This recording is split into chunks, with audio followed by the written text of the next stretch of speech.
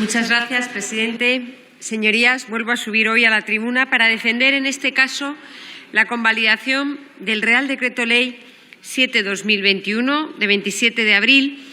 de transposición de directivas de la Unión Europea en las materias que ya ha mencionado el presidente. Se trata de una norma ómnibus que nos permite incorporar a nuestra legislación total o parcialmente hasta 10 directivas cuyo plazo de transposición está ya pasado o muy próximo a su vencimiento. Todos ustedes saben bien que desde que llegamos al Gobierno en junio de 2018 hemos venido haciendo un gran esfuerzo en materia de adaptación de nuestra normativa a la legislación europea, sacando, gracias al apoyo de esta Cámara, adelante la transposición de numerosas directivas que nos encontramos pendientes y, en muchos casos, con riesgo de importantes sanciones.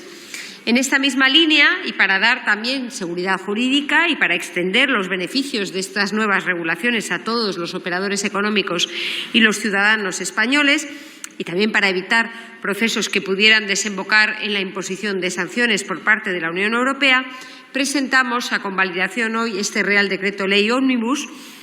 Es un mecanismo de los Reales Decretos Ómnibus en momentos regulares a lo largo del año. Es un mecanismo que se utiliza en otros países para la transposición de la normativa comunitaria y que se puede incorporar a nuestro país para que por fin dejemos de ser el farolillo rojo de la Unión en términos de transposición de normas. Paso a explicar de manera somera, pero también con algo de detalle, los diferentes preceptos que se incorporan en esta norma.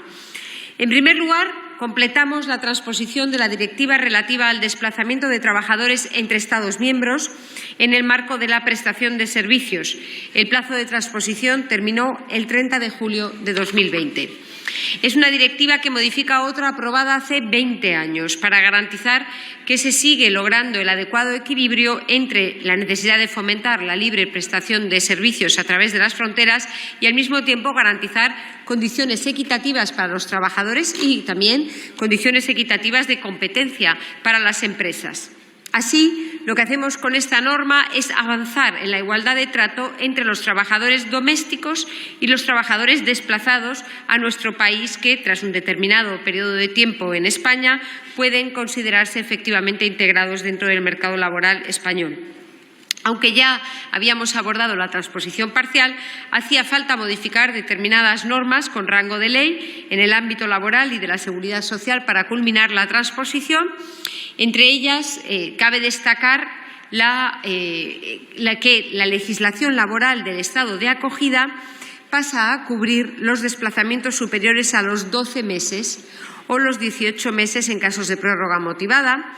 También se garantiza la aplicación del principio de igualdad de remuneración y de trato entre los trabajadores desplazados cedidos por empresas de trabajo temporal y los de la empresa usuaria del Estado de acogida. Se regulan las consecuencias del desplazamiento en cadena de trabajadores cedidos por empresas de trabajo temporal a empresas usuarias del mismo u otro Estado miembro para realizar un trabajo temporal en otro Estado miembro. Se amplían las materias sobre las que ha de garantizarse la aplicación de la legislación del Estado de acogida, incluyendo las condiciones de alojamiento y los complementos o reembolsos de viaje, alojamiento o manutención. La garantía de igualdad de remuneración incluye todos los elementos constitutivos de la misma que sean obligatorios de acuerdo con la legislación laboral y los convenios colectivos sectoriales del país de acogida. Los convenios sectoriales se aplicarán a todos los trabajadores desplazados y no únicamente a los del sector de la construcción, como venía sucediendo hasta ahora. Y, finalmente, se refuerza la labor de la Inspección de Trabajo al permitir la posibilidad de que estas inspecciones puedan realizarse no solo por el personal de nuestra Inspección de Trabajo y Seguridad Social, sino también expertos de otros Estados miembros de la Unión Europea o del Espacio Económico Europeo. Se trata, por tanto, de una transposición muy importante desde el punto de vista del mercado interior y también de la protección de los derechos de todas las personas trabajadoras. En segundo lugar, con este Real Decreto Ley se transponen 2 directivas europeas en el ámbito del IVA para que estas normas cubran el terreno del comercio electrónico. El cumplimiento de estas directivas es obligatorio a partir del 1 de julio de 2021 y, por tanto, lo que hacemos es culminar la regulación europea del IVA del comercio electrónico para reducir las cargas administrativas y los costes de gestión para los profesionales y empresarios que hagan ventas transfronterizas y, al mismo tiempo, con esta norma, limitar las posibilidades de fraude justamente en el IVA transfronterizo. También lo que se hace es afianzar el pago del IVA a medida que el comercio digital va aumentando y garantizar la imparcialidad en las decisiones de compra de los consumidores, ampliando así el mercado interior y restaurando, reequilibrando la competencia entre los proveedores comunitarios y de fuera de la Unión Europea. Ambas transposiciones iniciaron su tramitación como proyecto de ley el pasado verano, pero como está prevista la entrada en vigor de las nuevas normas de comercio electrónico a partir de julio en toda la Unión, es urgente proceder a la incorporación en nuestra legislación. En concreto, esta nueva norma introduce las normas de tributación en las ventas de bienes y prestaciones de servicios contratadas online o por consumidores comunitarios.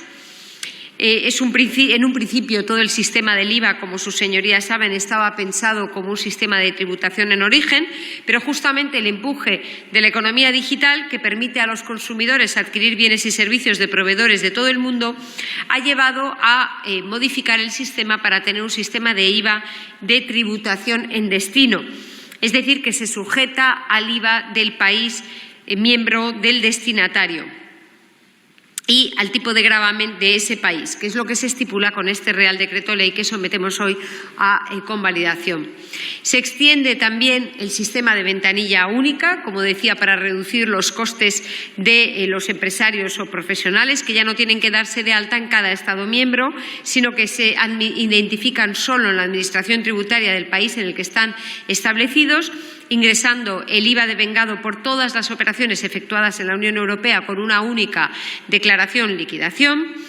Las empresas titulares de interfaces digitales se convierten en colaboradoras para la recaudación y control del impuesto. Y, finalmente, se suprime la exención en el pago de IVA a las importaciones de bienes inferiores a 22 euros. Es un tema importante para armonizar la imposición indirecta de las importaciones de bienes de escaso valor, de manera que se eliminen las distorsiones a la competencia a favor de empresas de terceros países que estaban vigentes hasta el momento porque vendían sus bienes, estos bienes de pequeño valor, sin pagar el IVA. Esto hace que todas las importaciones, independientemente de su valor, tengan que pagar este impuesto. A nadie se le escapa la importancia que puede tener para la competencia de las plataformas digitales con las empresas establecidas en nuestro país. Aunque no es objeto de transposición de directiva, el Real Decreto Ley incluye otro aspecto relacionado con la tributación y que se deriva de la reciente decisión de la Comisión Europea vinculada con la urgente necesidad de facilitar la importación de productos sanitarios básicos para luchar contra la pandemia. Se trata de la prórroga durante 8 meses más, hasta el 31 de diciembre de 2021, del tipo cero del IVA para las entregas, adquisiciones intracomunitarias e importaciones de material de protección sanitaria de las administraciones públicas, los centros sanitarios públicos y privados o las entidades sociales para responder a la pandemia de la COVID. España activó esta medida en abril de 2020, la hemos venido prorrogando en numerosas ocasiones o en diversas ocasiones y ahora se vuelve a ampliar la medida hasta finales de año. Este IVA 0% incluye las mascarillas, los guantes, las gafas, los gorros, las batas impermeables, los termómetros, los respiradores y otros elementos de protección individual. Un tercer ámbito que se incluye en este extenso Real Decreto Ley es la transposición de la directiva conocida como de Blanqueo 5, vencida desde el 10 de enero de 2020 y que incorpora nuevas medidas para reforzar los sistemas de prevención y lucha contra el blanqueo de capitales y de financiación del terrorismo. Una de las principales novedades que se incorpora es la inclusión de nuevos sujetos obligados que deberán cumplir con las medidas de prevención, deberán estar registrados y serán supervisados por las autoridades competentes. Entre estos nuevos sujetos me gustaría señalar a los proveedores de servicios de monedas virtuales. incluidos los servicios de cambio de moneda virtual por moneda de curso legal, los proveedores de servicios de custodia de monederos electrónicos o de salvaguarda de claves. Son todas cuestiones que hace unos años nos parecerían casi esotéricas, pero que, sin embargo, tienen un papel cada vez más importante y que tienen que estar cubiertas por todas estas normas de prevención del blanqueo de capitales. También se refuerza el sistema de identificación de los titulares reales de las personas jurídicas con la creación de un sistema registral único. Se establece el deber para los sujetos obligados de solicitar esa información registral en sus relaciones de negocio con personas jurídicas y el deber para las personas jurídicas y entidades sin personalidad jurídica de obtener, conservar y actualizar la información de su titularidad real y proveerla a las autoridades y sujetos obligados cuando así se requiera. Un tema muy importante de transparencia y, por supuesto, para evitar este tipo de sociedades pantallas que pueden tener un papel importante justamente en las actividades delictivas que tratamos de perseguir. También se da cumplimiento a las exigencias de la directiva en cuanto a la información a declarar en el fichero de titularidades financieras existente en nuestro país desde 2016.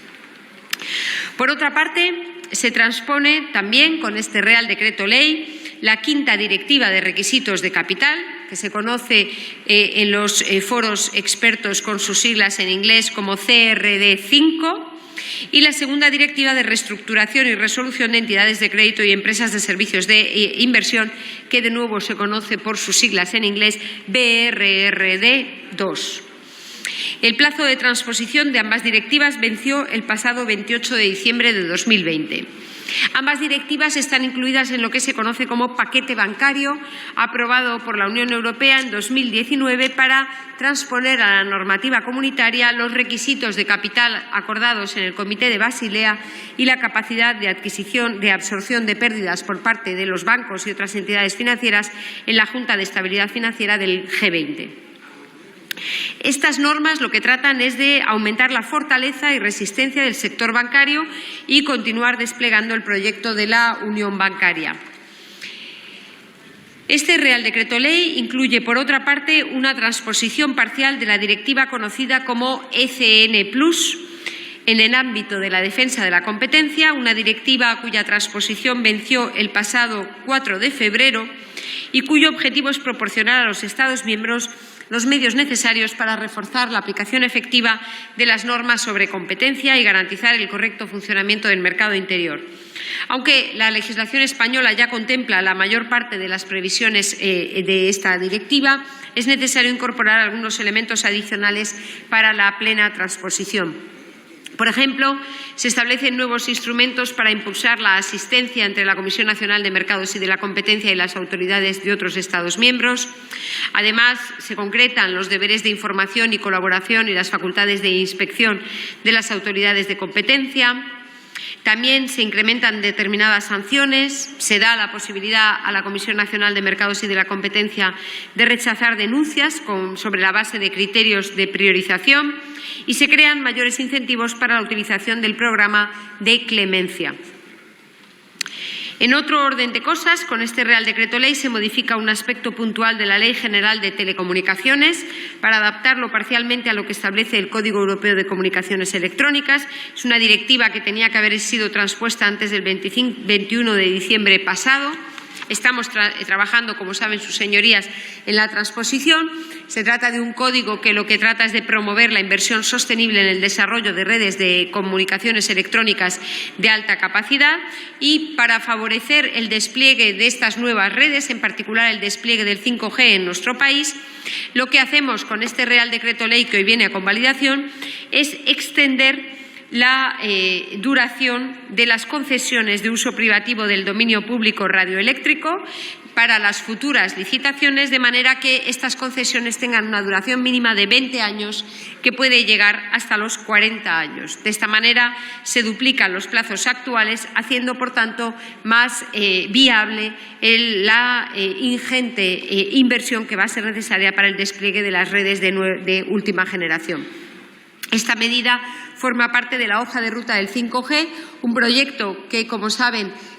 va a recibir una inversión de 2.000 millones de euros en los próximos años dentro del Plan de Recuperación, Transformación y Resiliencia enviado recientemente a las autoridades europeas. En el ámbito del Ministerio de Consumo, el Real Decreto Ley, que hoy traemos a transposición, transpone 2 directivas vinculadas con los contratos de suministro de contenidos y servicios digitales y los contratos de compraventa de bienes, cuyo plazo expira el próximo 1 de julio. Aunque el proceso de transposición comenzó con una consulta pública lanzada en enero de 2020, se trata de un trabajo que se vio interrumpido como consecuencia de la pandemia y conviene culminar este proceso de manera urgente porque estamos hablando de temas que cada vez tienen un peso más importante en nuestra sociedad. Se trata de que la Ley General para la Defensa de los Consumidores y Usuarios se aplique a los contratos de suministro de contenidos o servicios digitales,